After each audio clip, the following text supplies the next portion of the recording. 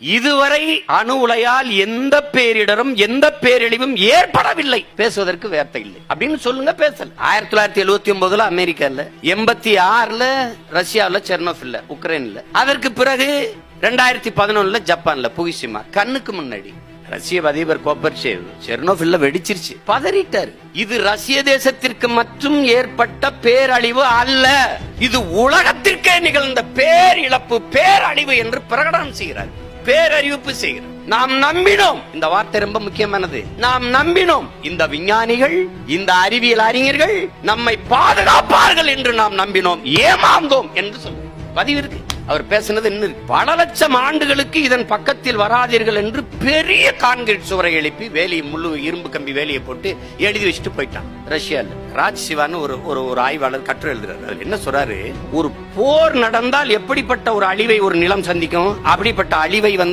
அணு உலை வெடித்தால் சந்திக்கும். ஆனால் போர் நடந்துருச்சு, ஈழ போர் நடந்துருச்சு, நம்ம அழிவை சந்திட்டோம். ஆனால் மக்கள் மீள் குடியேற்றம் செய்கிற நிலமாக அது இருக்கும். ஒரு 2 ஆண்டு கழிச்சு, 3 ஆண்டு கழிச்சு, 4 ஆண்டு கழித்து, 5 ஆண்டு கழித்து, 10 ஆண்டு கழித்து, அல்லது 1/4 நூற்றாண்டு கழித்து கூட, அரை நூற்றாண்டுக்கு அப்புறம் கூட மக்கள் மறுபடியும் மீள் குடியேற்றம் செய்கிறதற்கு வாய்ப்பான நிலமாக அது இருக்கும். ஆனால் அணு உலை வெடித்து ஏற்படுகிற அழிவு அப்படி இல்ல, சுடுகாடுதான். எத்தனை ஆண்டுகள் ஆனாலும் பூமி அழியும் வரை அந்த இடத்துல மானுடர்கள் மற்ற எந்த உயிரினமும் வாழ்வதற்கு, குடியதற்கு வாய்ப்பு இல்லை. இரண்டையும் ஒப்பிட்டு பார்த்துக்கணும். ஒருவேளை அணு உலை வெடித்து அதிலிருந்து பாதிப்புக்கு ஆளாகாமல் நீங்கள் உயிர் தப்பி போனாலும் மகிழ்ச்சி அடைய முடியாதுங்கிறான். அது காரணம் என்ன? மகிழ்ச்சி அடைய முடியாது. நீ பாதிப்புக்கு ஆளாகி இருப்பாய், உனக்கு பிறக்க போற பிள்ளை பாதிப்புக்கு ஆளாகும், இது போல பிறக்கும், அவனுக்கு பிறக்க போற பிள்ளை அது போல பிறக்கும், பல 100 தலைமுறைகள் பாதிப்புக்கு ஆளாகுங்கிறான். அதனால உயிர் பிழைத்து ஓடிவிட்டோம் என்று நீ மகிழ்ச்சி அடைய முடியாதுங்கிறான். நான் சொல்லல, அணு விஞ்ஞானிகளை சொல்றான். அணுகுண்டு மேல் ஏழு அமர்ந்திருப்பதும் அணு உலைக்கு அருகில் குடியிருப்பதும் 2 ஒன்றுதாங்கிறான். இதை நானா சொல்றேன், விஞ்ஞானி சொல்றேன். அதாவது உங்களால் நம்ப முடியுதா பாருங்க, நன்கு கட்டமைக்கப்பட்ட கான்கிரீட் மதில் சுவரை லட்சம் கிலோமீட்டர் வேகத்துல ஊடுருவி செல்லுங்கிறான் அணுக்கதிர். அந்த கதிர்வீச்சு கான்கிரீட் மதில் சுவரை லட்சம் கிலோமீட்டர் வேகத்துல ஊடுருவி செல்லுதுன்னா நம்ம சதை எம்மாத்திரம் நீங்க யோசிச்சு பாரு. ஒண்ணுமே நீ செய்ய வேண்டாம், இப்ப அணு உலை வெடிக்க வேண்டாம், அணுக்கழுவை நீ புதைக்க வேண்டாம், அணு உலையை குளிர் வச்சுக்கிட்டே இருக்கணும். இந்த அணு உலை இருக்குல்ல, அதை குளிர் வச்சுக்கிட்டே இருக்கணும். அதை குளிர்விக்க நீ பீச்சி அடிக்கணும் தண்ணீரை. அதனாலதான் கடற்கரை பக்கத்திலேயே அணு உலை அமைக்கிறது காரணம். நீ ஒண்ணுமே செய்ய வேண்டாம், இந்த அணு உலையை குளிர்விக்க நீ அந்த மேல பீச்சி அடிக்கிற தண்ணீரை கடலில் பாய்த்தினாலே போதும், கதிர்வீச்சு கடலெங்கும் பாய்ந்து எல்லா உயிரினங்களும் நஞ்சாயிரும். 90 திமிங்கலங்கள் செத்து கரை ஒதுங்குச்சுல, ஏன் அதுக்கு யாருமே விவாதிக்கல? பல டால்பின்கள் செத்து கரை ஒதுங்குச்சுல, ஏன் அதை பத்தி யாருமே வாய் திறக்கல? இந்த அடையாறு திருவான்மியூர் பக்கத்துல பலாயிரக்கணக்கான மீன்கள் செத்து மிதந்து கரை ஒதுங்குச்சுல, அதை பத்தி ஏன் யாருமே பேசல? திடீர்னு இத்தனை ஆயிரம் மீன்கள் ஏன் செத்துச்சு, ஏன் ஒருத்தனும் பேசல? ஒரு தொலைக்காட்சி பொதுவாகத்துக்கு எடுக்கல. 90 திமிங்கலம் ஒரே நேரத்தில் செத்து ஏன் கரை ஒதுங்குது, ஏன் யாரும் பேசல? காரணம் இந்த கதிர்வீச்சு தான். என் அணு உலையில தயாரிக்கிற மின்சாரம் 1000 மெகாவாட் மின்சாரத்தை தயாரிக்கிறதுல 27 டன் அணுக்கழிவு வருதுங்கிறான் ஆண்டு ஒன்றுக்கு. அப்படின்னா எவ்வளவு அணுக்கழிவு வரும்னு பாத்துக்கிறீங்க. சாதாரணமா கடந்து போயிட முடியாது. அந்த வீரியத்தினுடைய பாதி அளவு குறை 24,000 ஆண்டு ஆகும்னா மொத்தமா 48,000 ஆண்டு, 50,000 ஆண்டு வச்சுக்கிறோம். இது எந்த மாதிரி கணக்கு எவனுக்கும் தெரியாது, சும்மா ஒரு குத்து மதிப்பு தான், தோராயமா. பாதுகாப்பா கூட இருக்கட்டும், எனக்கு வேண்டாம், என் மண்ணில் வேண்டாம், தயவு செய்து எடுத்துட்டு போ.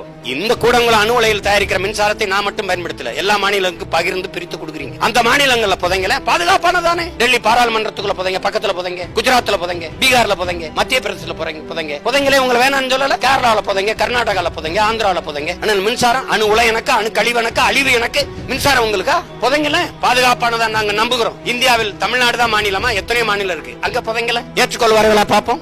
எந்த எல்லைக்கும் போய் நாங்க போராடுவோம். அணுக்கழிவை என் தாய் நிலத்தில் புதைக்க நாங்க அனுமதிக்க மாட்டோம். இந்த நச்சு திட்டங்களை, நாசகார திட்டங்களை, மீத்தேன், ஈத்தேன், ஸ்டெர்லைட், இந்த அணு உலை, கெயில் எரிவாயு, நீற்றணும், இதையெல்லாம் விரட்டி அடிக்கிற காலத்தை விரைவில் நாங்கள் உருவாக்குவோம். எங்களுக்கு எங்கள் தாய் நிலம் வாழ்விடமா இருக்கணும். எதிர்கால பிள்ளைகள் வாழுகிற பூமியா விட்டு. அணு உலை பாதுகாப்பானதுன்னு உலகத்துல எவனும் சொல்லல. இங்கிலாந்துலயும் வெடிச்சிருக்கு, ரஷ்யாவிலையும் வெடிச்சிருக்கு, அமெரிக்காவிலையும் வெடிச்சிருக்கு, ஜப்பான்லயும் வெடிச்சிருக்கு. அமெரிக்காக்காரன் ஜப்பான்ல போய் சொல்றான், இல்லை நீங்க ஒழுங்கா வேலை செய்யலடா, உங்களுடைய ஜப்பான்ல வெடிச்ச அணு உலையினால கடல் தண்ணியில கதிர்வீச்சு போயிட்டு இருக்குது, ஒழுங்கா வேலையை பாருங்கடாங்கிறான். இதெல்லாம் பார்க்கும்போதுதான் நமக்கு என்ன தெரிகிறதுன்னா, நம்ம எதிரிகள் வேகமா வேலை செய்யறாங்க.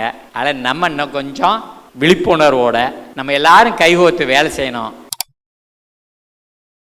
அம்மையார் இந்திரா காந்தி ஒரு அணு கப்பலை கண்டுபிடிக்க ஆசைப்படுறாங்க.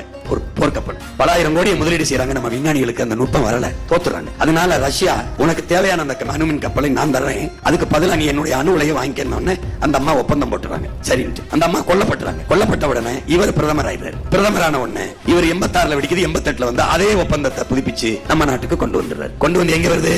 முதல்ல கேரளாவுக்கு தான் போகுது. அது அணுல கேரளாவுக்கு தான் போகுது. அங்க நல்ல ஆத்தாளுக்கு அப்பனுக்கு பிறந்தவன் முதலமைச்சரா இருக்கிறதுனால அவன் என்ன பண்ணிடுறான், இங்க நம்ம ஊர்ல அந்த அணுலையை நீவு என்று போராடிய காங்கிரஸ், இங்க அணுல இருக்க வேண்டும் என்று போராடிய கம்யூனிஸ்ட், இந்த 2 கட்சியும் தான் அந்த நாட்டில் ஆள்கிறது. இந்த 2 கட்சி தலைவர்களும் சேர்ந்து அணுலைய நிலத்திற்கு வேண்டாம்.